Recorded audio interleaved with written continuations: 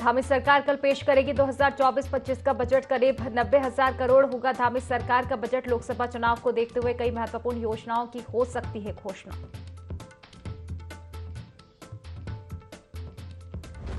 राज्यपाल के अभिभाषण से हुई उत्तराखंड बजट की शुरुआत। राज्य सरकार की उपलब्धियों का किया बखान। कहा, उत्तराखंड को अग्रणी राज्यों में शामिल करने के लिए हो रहा काम।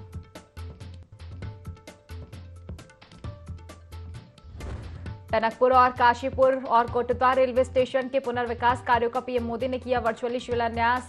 40 करोड़ से अधिक की लागत से होगा 3 रेलवे स्टेशनों का पुनर्विकास। सीएम धामी ने प्रधानमंत्री नरेंद्र मोदी का जताया आभार।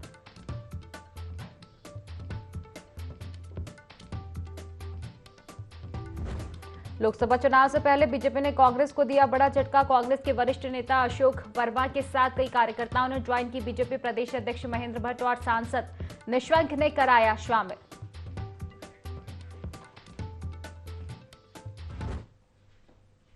नमस्कार, देवभूमि लाइव देख रहे हैं आप और मैं हूं आपके साथ खुशी व्यास। चले रुक कर लेते हैं खास खबर की ओर, जहां लोकसभा चुनाव से पहले कांग्रेस को बड़ा झटका लगा है। ओबीसी आयोग के पूर्व अध्यक्ष अशोक वर्मा ने जहां कांग्रेस छोड़ भाजपा का दामन थामा है, वहीं भाजपा मुख्यालय में भाजपा प्रदेश अध्यक्ष महेंद्र भट्ट की अध्यक्षता में कांग्रेस समेत अन्य दलों के कार्यकर्ताओं ने भाजपा की सदस्यता ग्रहण की। नगर निगम कांग्रेस के पूर्व नेता प्रतिपक्ष अशोक वर्मा, यूथ कांग्रेस के प्रदेश मीडिया प्रभारी शिव वर्मा सहित अन्य विपक्ष के दलों के लोगों ने भाजपा की सदस्यता ली।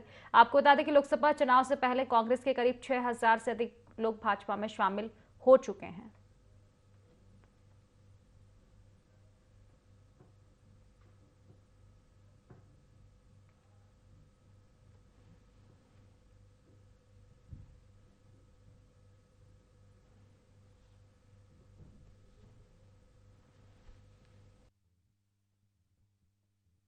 करेंगे, देश के लिए काम करेंगे, शहर के लिए काम करेंगे, लोगों की दिक्कत के समाधान के लिए काम करेंगे। इसलिए हम भारतीय जनता पार्टी में आए हैं। उनका एक सोच है, नई सोच है भारतीय जनता पार्टी की, और उस सोच के साथ क्योंकि अब हम जुड़ेंगे और नए पथ पे चलेंगे तो नए नए काम होंगे। हमें लगा है कि हम निर्दलीय प्रत्याशी थे 2017 में। हमें लगा है कि अकेले हम लोग जो हमारे गांव ग्रामीण क्षेत्र के लोग हैं, जरूरतमंद लोग हैं, उनकी पूरी सेवा नहीं कर पा रहे हैं। हमने सोचा है कि पार्टी से मिलकर, पार्टी का सहयोग लेकर के जो है हमारे गांव की जरूरतें हैं, सड़क है, बिजली है, पानी है, रोजगार है, और जो हमारे पहाड़ में जो पलायन हो रहा है उसको रोकने के लिए हमने सोचा कि हम भाजपा के साथ जा करके मजबूती से जो है वहाँ पर ग्रामीण क्षेत्र के लोग काम करेंगे तो निश्चित ही हमारे क्षेत्र का विकास होगा। जैसे बयार बहती है ना, एक तरफ से दूसरी तरफ तक भारतीय जनता पार्टी में कोई कोना नहीं छोड़ रहा है, जहाँ से लोग बड़ी संख्या में ज्वाइनिंग कर रहे हैं।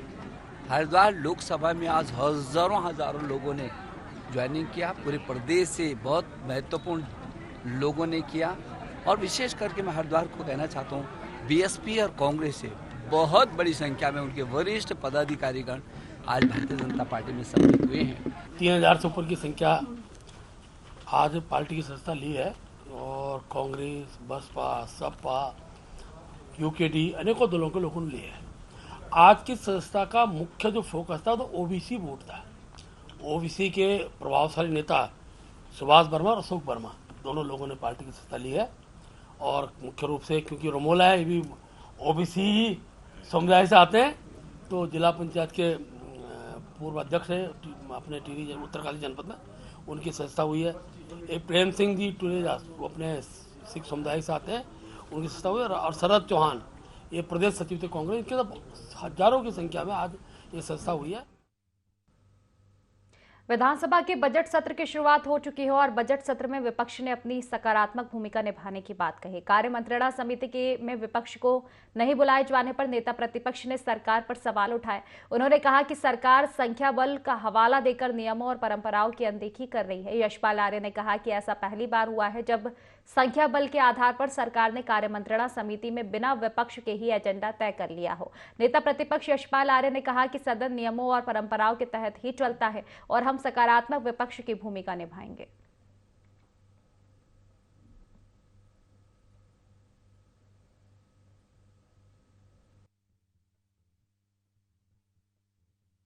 जानकारी मिली है कि कार्यमंत्रणा समिति की बैठक कल संपन्न हो चुकी है। इस संदर्भ में हमसे कोई वार्ता नहीं हुई, बातचीत नहीं हुई है, और पहले भी जो इस्तीफा त्यागपत्र दिया गया मेरे द्वारा माननीय सदस्य प्रीतम सिंह जी द्वारा, उसका आधार क्या था यह भी समझने की जरूरत है। उन्होंने कहा था कि संख्या बल आधार है। जब संख्या बल आधार है तो फिर उस बैठक में, कार्यमंत्रणा समिति के बैठक में बने रहने का कोई औचित्य नहीं है। और जिस तरह से कल कार्यमंत्रणा समिति की बैठक हुई, हमें दूरभाष से कहा गया कि आप इसमें शामिल हो जाइए। हमने कहा इसमें बातचीत करेंगे, क्योंकि उस वक्त हमारी विधानमंडल दल की बैठक हो रही थी। बर्फबारी के चलते विंटर डेस्टिनेशन औली तक पहुंचने वाली सड़क बंद हो चुकी है। इसके कारण पर्यटक वाहन औली नहीं पहुंच पा रहे हैं। हालांकि बीआरओ की टीम जेसीबी मशीन और मजदूरों के साथ बर्फ हटाने के लिए औली रोड तक पहुंची हो, लेकिन आरपी गेट सुनील से लेकर औली तक के 8 किलोमीटर के दायरे में सड़क से बर्फ हटाने में समय लगेगा। फिलहाल कई पर्यटक पैदल ही बर्फ का लुत्फ उठाने हिम क्रीड़ा स्थली औली पहुंच रहे हैं।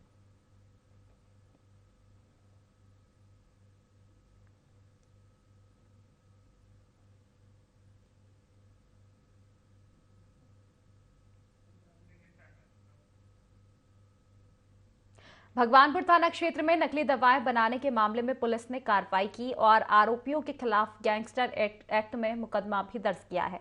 बताया गया कि कुल 4 करोड़ 45 लाख रुपए की संपत्ति भी इस दौरान सीज की गई है।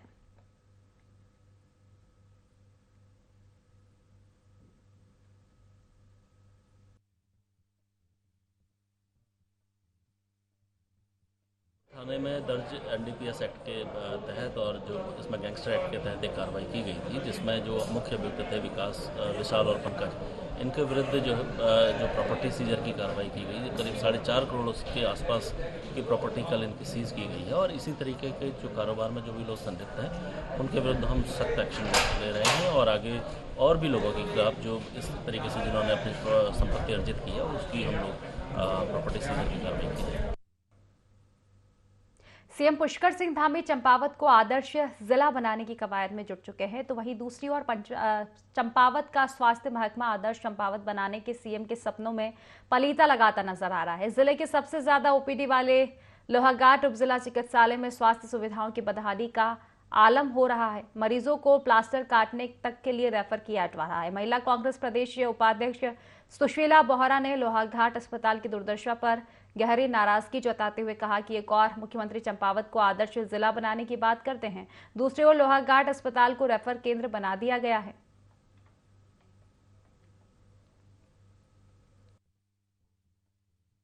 प्लास्टर काटने तक की भी सुविधा नहीं है। यहाँ से ये लोग रेफर कर दे रहे हैं। लीला सिंह है सर, हमारी आशा कार्यकर्ती हैं। 1 हफ्ते पहले उनका प्लास्टर चढ़ा था अभी, तो इन्होंने मतलब यहाँ से रेफर कर दिया। मतलब काटने की भी कोई सुविधा उनको नहीं, यहाँ से कुछ नहीं मिली। इतना बड़ा क्षेत्र है हमारे यहाँ, तो नेपाल बॉर्डरों से लोग आते हैं सर। ऐसी परेशानी होगी तो कहाँ जाएंगे बताइए। हमें तो सारी सुविधाएं चाहिए, बल्कि डॉक्टर हर उसके मरीज के डॉक्टर चाहिए ना हमें। यहाँ पर हड्डी के भी ऐसे, अब देखिए इतनी लापरवाही होती है। हर चीज के लिए बहुत परेशानी है, हमें कुछ भी सुविधा नहीं मिलती है। यहाँ गाँव से लोग भेजते हैं तो हम लोग कोई भी सुविधा प्राप्त हमारे गाँव वालों को नहीं होती। मैं तो ये कहती हूँ कि विशेषज्ञ डॉक्टर होने चाहिए बिल्कुल, नहीं तो यहाँ पर कोई एक भी अच्छा डॉक्टर यहाँ पे नहीं है। देखो कितनी परेशानी हो रही है, इतने लोग यहाँ पे आए हैं। इतना अच्छा लोहाघाट चारों तरफ से, यहाँ पे कोई एक हमारा मुख्य केंद्र है। यहाँ पे रोहसाल से और बहुत बहुत दूर पार्टी से, बाराकोट ब्लॉक से, लोहाघाट ब्लॉक से, यहाँ से इतनी दूर दूर से लोग आते हैं। यहाँ पे अगर डॉक्टर नहीं मिलते हैं तो लोगों के लिए बड़ी मुसीबत होती है। मुख्यमंत्री जी से निवेदन करती हूँ कि यहाँ पर को अच्छे विशेषज्ञ डॉक्टर होने चाहिए, गायनी होनी चाहिए। देखो लेडीज कितनी परेशान है, कितनी दूर दूर से आए हैं और लोग इतने परेशान हैं। उत्तरकाशी में युवा समाज सेवा की अनोखी मिसाल पेश कर रहे हैं। प्रधानमंत्री नरेंद्र मोदी से प्रेरणा लेकर युवा टीबी की बीमारी से लोगों को बचाने के लिए जागरूक कर रहे हैं। टीबी मुक्त भारत नामक संस्था के बैनर तले ये युवा टीबी की बीमारी से ठीक हुए लोगों को टीबी चैंपियन की उपाधि देकर जागरूकता अभियान चला रहे हैं। टीबी चैंपियन गांव-गांव जाकर लोगों को टीबी की बीमारी से बचवाने और उसके सही इलाज के लिए जागरूक कर रहे हैं। इनके इस काम की सराहना भी की जा रही है।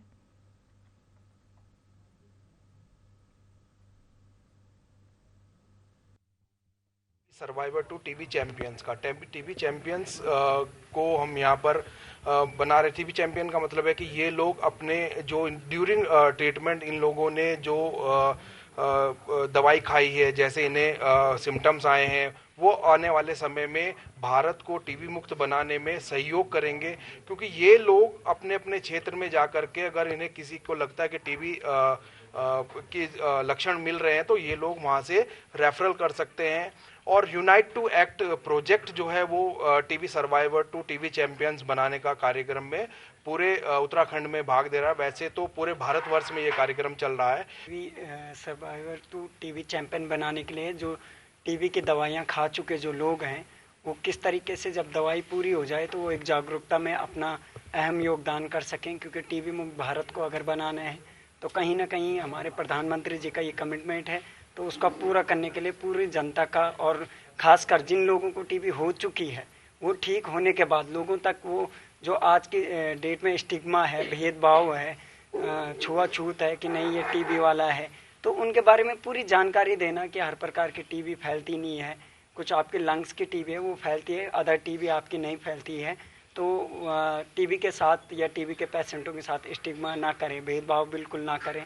और इसी के साथ चलते चलते एक उत्तराखंड में भी उत्तराखंड टीबी मुक्त नेटवर्क का भी एक गठन किया गया है। टीबी एक बहुत जटिल समस्या है जो एक संक्रामक बीमारी है जो जिसे हम कम्युनिकेबल डिजीज कहते हैं। एक मरीज से दूसरे मरीज को फैल सकती है। हमारी ओपीडी में जो है रोज कुछ सिम्टोमेटिक और कुछ एसिम्टोमेटिक मरीज आते हैं, जिसमें से बहुत सारे जो हैं डायग्नोज होते हैं, ऐसे ट्यूबरकुलोसिस भी डायग्नोज होते हैं।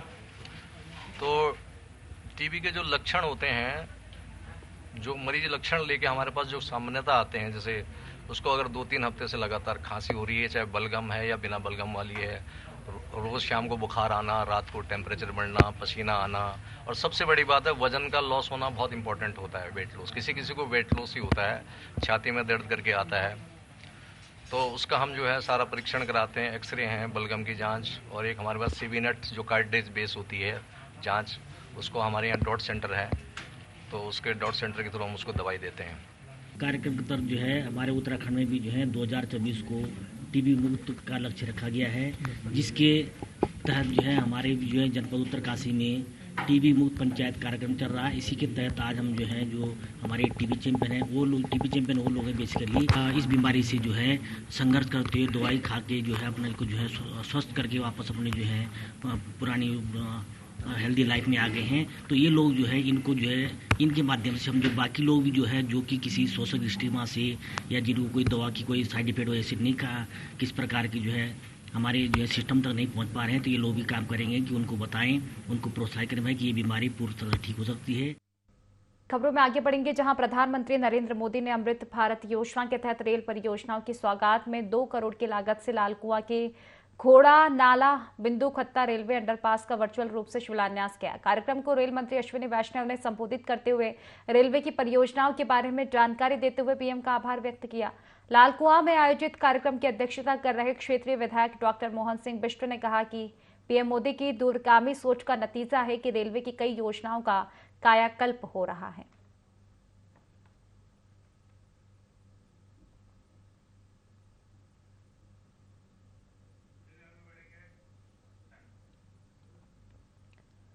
विधानसभा सत्र के पहले दिन विपक्षी पार्टियों ने गैरसैंण में बजट सत्र नहीं किए जाने पर सरकार को घेरा। एक तरफ कांग्रेस नेता और पूर्व सीएम हरीश रावत गांधी पार्क में मौन उपवास कर बैठे, वहीं आप नेता रविंद्र आनंद अर्धनग्न होकर विधानसभा के बाहर प्रदर्शन करने पहुंचे। मंडी समिति के पूर्व अध्यक्ष और आप नेता रविंद्र आनंद ने विधानसभा का बजट सत्र गैरसैंण में नहीं कराए जाने के विरोध में विधानसभा की गेट के बाहर अर्धनग्न होकर प्रदर्शन किया। उनका कहना है कि उत्तराखंड के विधायकों और मंत्रियों ने विधानसभा सत्र गैरसैंण में नहीं कराए जाने को लेकर ठंड का बहाना बनाया है।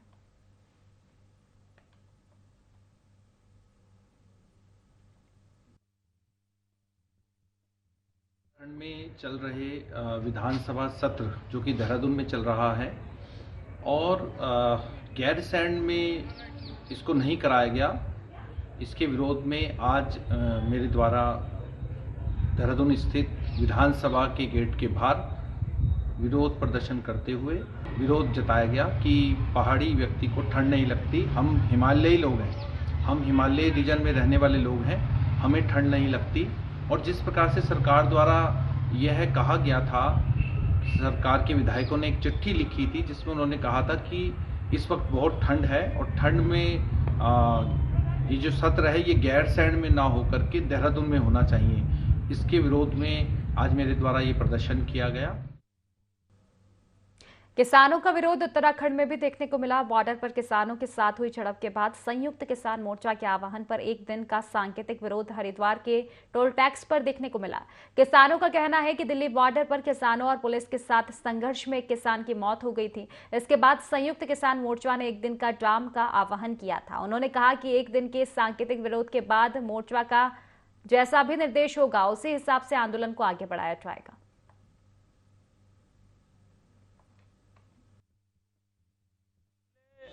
समय में दिल्ली 13 महीने आंदोलन चला था, तो उसमें सरकार ने किसानों से वादे किए थे कुछ, तो वो वादे सरकार ने पूरे नहीं किए।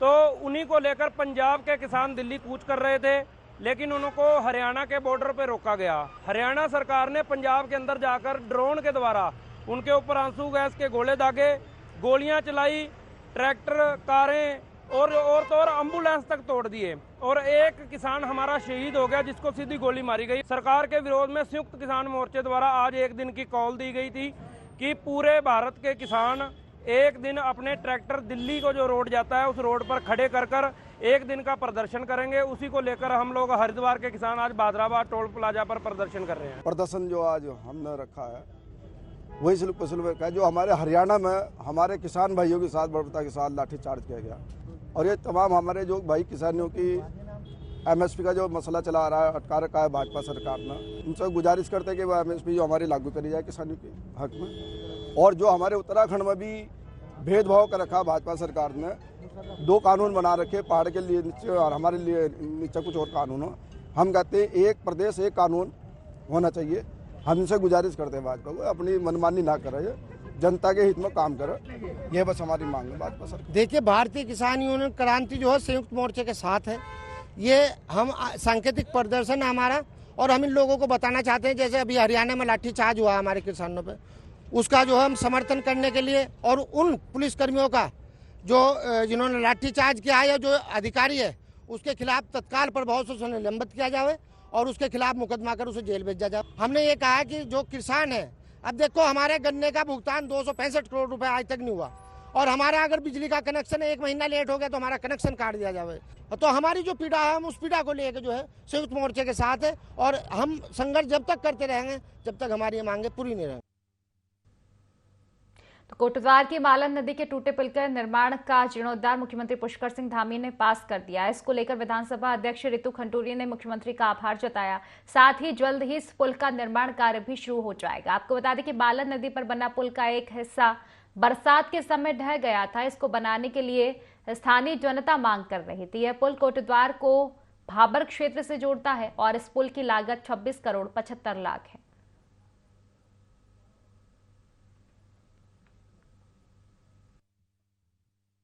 वासियों को बताना चाहूंगी कि मालन नदी का जो पुल ध्वस्त हुआ था उसमें करीबन 6-7 महीने हो गए हैं। आज आपको मुझे बताते हुए अत्यंत प्रसन्नता हो रही है कि उत्तराखंड सरकार ने उसका गवर्नमेंट ऑर्डर GO जो है वो कल निकाला है। आदरणीय मुख्यमंत्री जी का मैं बहुत बहुत आभार व्यक्त करना चाहती हूँ कि 26 करोड़ और 75 लाख, करीबन 26 करोड़ 75 लाख का जो एस्टिमेट बना था वो उन्होंने उसकी स्वीकृति दी है।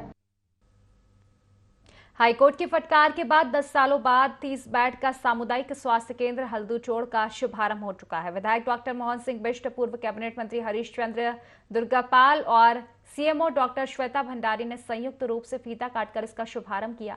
आपको बता दें कि 30 बेड के अस्पताल की नींव 2014 में कांग्रेस शासनकाल में रखी गई थी। इसका निर्माण कार्य अक्टूबर 2022 में पूरा हुआ, लेकिन शासन प्रशासन की लापरवाही से अस्पताल सफेद हाथी बनकर रह गया था। 9 साल बाद क्षेत्र में समाजसेवी गोविंद बल्लभ भट्ट ने हाईकोर्ट में याचिका दायर कर अस्पताल खुलवाने का आग्रह किया था।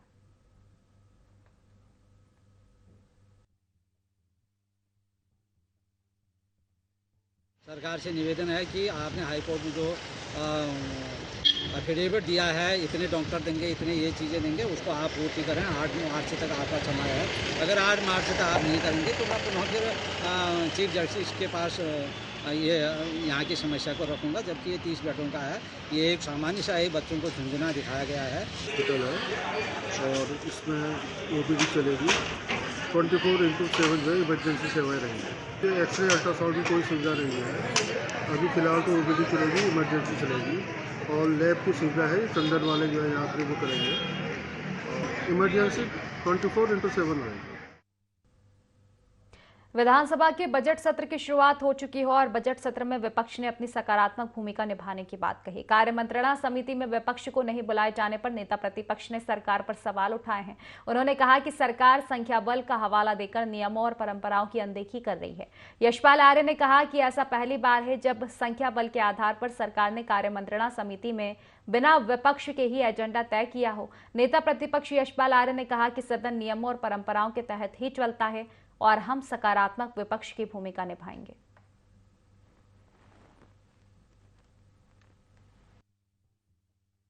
जानकारी मिली है कि कार्यमंत्रणा समिति की बैठक कल संपन्न हो चुकी है।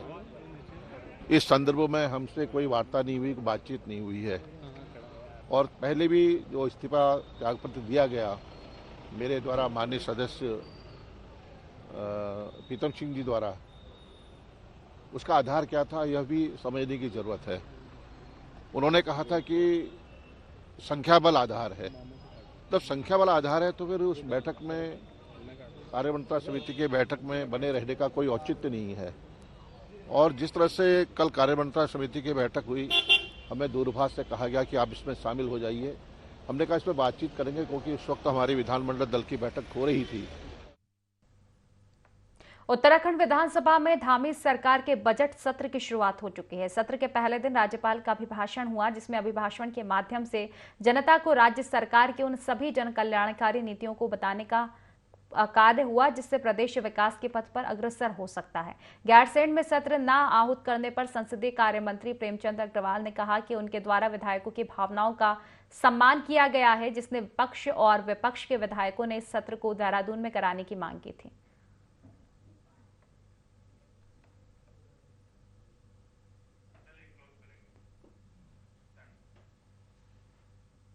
तो फिलहाल की खास खबरों में बस इतना ही। आप बने रहिए IND24 के साथ। नमस्कार।